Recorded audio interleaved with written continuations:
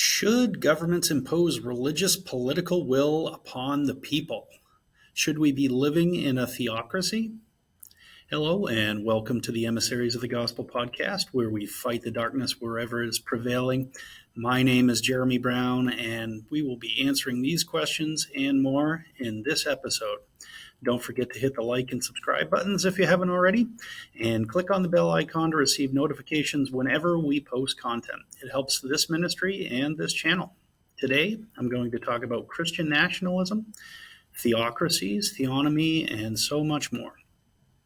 For starters, let me just start out with the question of a theocracy, right?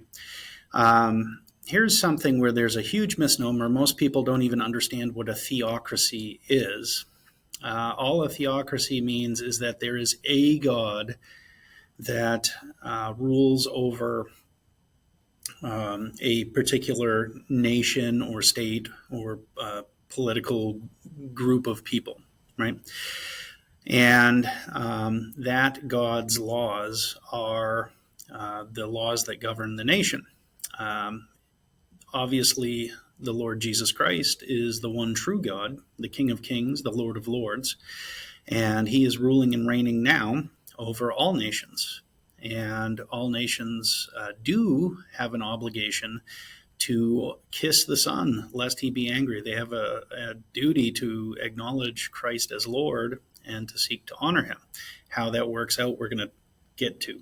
But here's the thing that most people misunderstand, right? There's some people who are probably already freaking out about the fact that I said that. They're angry. Maybe they're tuning out, whatever. But most people don't understand what a theocracy is. And that's because every nation is a theocracy. It's not just if the Christians have biblical law, which we've had for the better part of the last 250 plus years in this nation. That's something that the West has had for the majority of the last 500 years for sure, but actually a lot longer than that, before the Protestant Reformation. And certainly Christendom as a whole has had for over 2,000 years. But it's not just Christian nations, right? Muslim nations have a theocracy. It's not just Muslim nations. Hindu nations do. Secular humanist nations have a theocracy. Every nation has a theocracy. There is always one ultimate, the God of that system, right?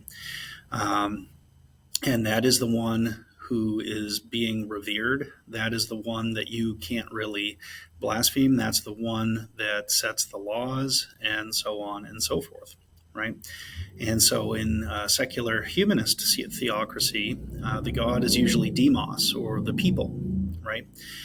It's a reverence of the people and mob rule, right? Where if you have 50% plus one, then somehow that means that you're right, or that you have the ethical position. Obviously, that's foolish if you really think about that, but that's how a lot of people think. And that's how a secular humanist government operates. Pluralistic government operates by worshiping many gods, but there's ultimately one who is considered preeminent, and that is the God whose laws are implemented and who the other gods have to bow down to. Ultimately, that is wrong, just like secular humanism is wrong, just like Islam is wrong, just like Hinduism and every other false religion is wrong. And just look at Deuteronomy 28:14 for that, as just one of many places that you could go to see this, right? But again, there's always an ultimate that governs every system. So we need to stop talking about theocracy as though it's something that just happened one time in Old Testament Israel, or it happened in Old Testament Israel, and then also with Sharia law with the Muslims, and that's it. That's just a false and even silly way of thinking about it. However, it should be noted that what most people think of as a theocracy is actually an ecclesiocracy, which is where the church and the state are mixed, right? We believe in the separation of church and state, but we definitely reject wholeheartedly the idea of the separation of Christ and state. Christ is over the state, he is over all, and it's simply not Christian to try to separate or remove him from that. Ultimately, we can't, but in the day to day, the Lord may allow us to enter into more and more judgment by rejecting him. And as we pile on that judgment, we will see the curses that come with that come upon our nation. And we've already seen a number of them, right? But it is an ecclesiocracy where you have, the pastors or the priests or a pope or whatever religious figure who is also over the state, right? And we don't want that. We shouldn't have that. That is a confusion of God's separate spheres of authority, where you have the civil magistrate over here, and they are under Christ, and they are obligated to him, and they carry out the duties assigned. And then you have the church here, and the elders or leaders in the church, and they carry out their duties to Christ as assigned. And then over here, you have the family. And all three are sovereign in their specific areas. So the state doesn't supersede the family, the church doesn't supersede the family, and the family doesn't supersede the other two in their areas. And the family would be the ministry of education, welfare, business, and healthcare. That being said, if you have either the government trying to rule over the church in their sphere or vice versa, then obviously someone is going beyond what is written. They're going beyond the bounds of their God-given authority. So they're usurping authority, and that is automatically tyranny, right? So we don't endorse that here. And we should start to learn to use the proper term. Saying a theocracy, again, is wrong unless you're referring to something that applies to every nation, everywhere, throughout all of history, right? Because, again, there's always an ultimate. That is the God of that nation, that political system. And those people are either serving Christ or they're serving another God. And Christians throughout history have understood this. It's a truth. And so this isn't just some speculative fiction. This isn't some novel idea. It's not something that's just theoretical. This plays out. It's very practical. It plays out every day in every country on the planet, right? So that being said, do Christian nationalists or theonomists or any of these groups actually want to see a top-down imposition of religious political will? Do they want to see people forced to be Christians? Do they want to see people forced to follow God's law and so on and so forth? And so that's kind of a nuanced answer, because we're talking about different groups of people, and even within those groups, there's some differences. So let me start off with the theonomist, right? In theonomy, what that is a long-term vision of discipleship towards ethics and justice, right? And so when I say that, what I'm saying is the theonomic principle is that these types of change come from the bottom up. And so what it entails is winning the hearts and minds of people so that the majority of people will accept and desire God's law because they will see it as better. First, you're going to have a large number of Christians who want God's law because they understand that it's good and right and beautiful and it's proper. Then you're going to have some people who maybe are false converts, or maybe they're not converts at all, but they want God's law because they recognize how good it is, right? If you look at the founding of this nation, there were certain men, founders, that, people can rattle off their names, and that's fine. But the point is that some of these men who were unbelievers still had a very Christian concept of justice and ethics. And so even if they weren't believers, they didn't reject God's law. They didn't reject God's principles of ethics and justice. And so that would also be understood, like not every single person has to be a convert. Also understand that every political system has somebody who objects to it or opposes it, right? Just like the people who are the left-wing, secular, humanist fascists who, yes, I know some people will say, oh, fascism was a right-wing idea. But if you actually look at what fascism is and how it was implemented and played out, you'll see that it very much fits the left wing now, modern left wing. Anyhow, so you will see that there's always some people who object to whatever the political system is, whatever the laws are. There's going to be laws that are in dispute all the time. And that doesn't mean that just because there's, even one person or, 5 or 10% of the people hate it, even 35% of the people hate particular laws. We've seen this historically in this nation all the time, and many other nations. And it doesn't mean that the law there is somehow invalid or doesn't count, right? And it doesn't mean that people are necessarily being oppressed. The nature of oppression is when something that denies God's standard of justice is implemented. And so you could have nearly 100% of the people for the wrong thing, and it would be oppression, right? And you could have, only 10% of the people who are really for the right thing. And if that's implemented, then that is good. That's justice, right? Assuming they're actually carrying it out properly. So the theonomist is not in favor of a top-down imposition of any kind of will, right?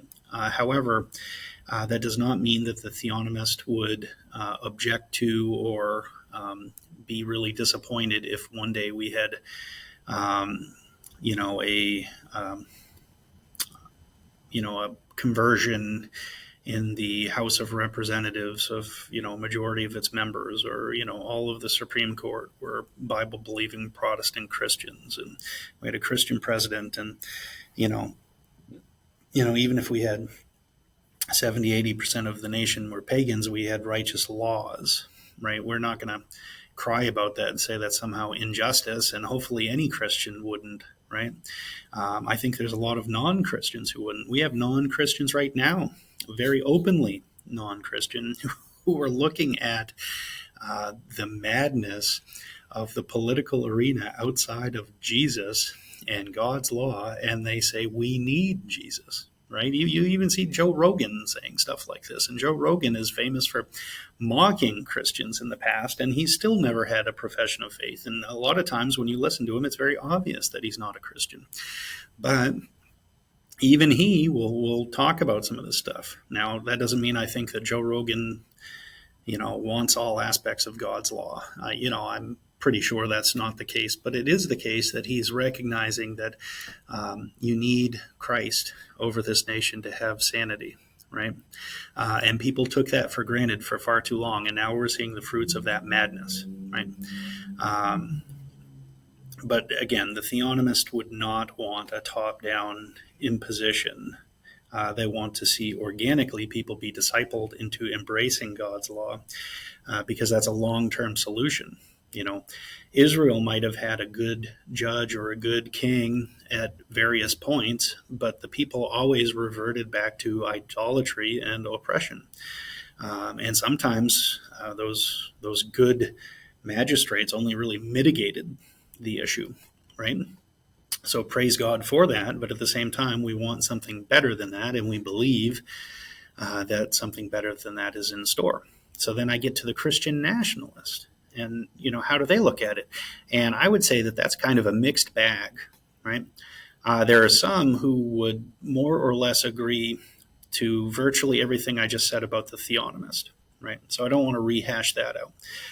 But there are a group of people who think that from a pragmatic perspective, that the way that you get from where we are and the total breakdown and oppression that we're under right now and the judgment that we're under, the way that you get from point A to point B, which is righteous laws again, a nation that honors Christ openly and with our laws again, is to have a ruler that is Christian. And, you might hear different theories where, if we get, a supermajority in the House of Representatives, right? Or maybe it's a particular president. Some people have even suggested that while it's not ideal, that even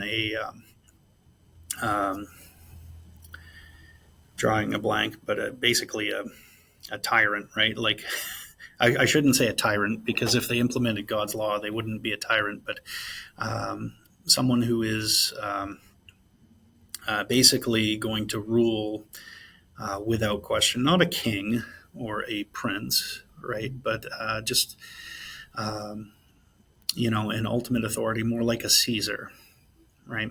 And I know there's not necessarily a huge amount of difference between those, but the idea here is that they're saying that it would be an objective good to see them put on the brakes immediately and change the system to go back to a righteous set of laws and actually fix what was wrong and broken with the old system so that we don't repeat the same mistakes.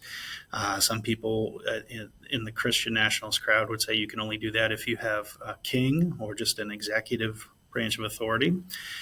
Some would say no, the representative republic that we have and have had is something that can work, but you have to have objectively Christian foundations, and you have to ensure that your presidents, judges, and lawmakers are, objectively Protestant Christians, and that, your laws objectively can point to scriptural truth, right? They uphold God's moral law, the general equity of that as we understand and are informed by God's civil law in the Bible, applied to, our modern context, right? We can get into other videos about what that looks like. I've talked about it some in the Theonomy videos, but if you take that and are objectively applying that, they would say again that that's good, and that's what we have to resort to get back to that kind of system. And then we have to put those stopgaps in place so that we never again become some oppressive political pluralist type of society, some secular humanist society or whatnot, and that we don't ever misunderstand the separation of church and state again, where that was only supposed to mean that that there wasn't going to be a federal church denomination, Christian denomination specifically, determined by the U.S. Congress, and that states were free to have those kind of affiliations and religious tests for their leaders. They were perfectly fine to have that, and historically most of them did.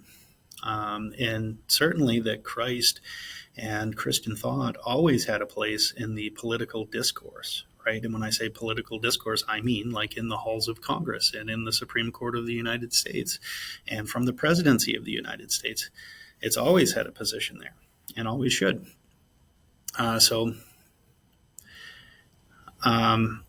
Really the question gets down to, are you going to look at pragmatism as being a virtue, or does everything have to be established by a biblical principle, right? I would say that everything must be established by a biblical principle. And so while, again, I'm not going to complain if we happen to get a political leader who brings us back to our senses to some degree, but I know that that doesn't last, and that that's not what God has prescribed but rather he's prescribed for the gospel to go out and for all nations to be discipled. We're supposed to be actively teaching people to obey all that Christ has commanded, right? And so that is the pattern that God has established for this. And so, you can't get there if we're going to be lazy with the Great Commission, or if we're going to be lazy with, our discipleship. In the home, in the church, out in the community, right? We need to have a robust discipleship going on. We need to teach people about biblical ethics again, and just a strong, robust biblical sense of ethics, instead of something that ends up being just a pragmatic solution to every situation and problem that may arise. So, that being said, that's going to be it for this episode. And I would love to hear your comments. I'm going to do a follow-up to this in the near future. By all means, let me know if you disagree with me, if you hate what I said, if you love what I said. Let me know if you have questions or pushback. You can reply in the comments, or you can go to our Facebook page, which is Emissaries of the Gospel on Facebook, and you can message me there if you'd like. Also, again, please hit the like button if you enjoyed this content and found it beneficial. If you didn't like it, you can hit that dislike button twice.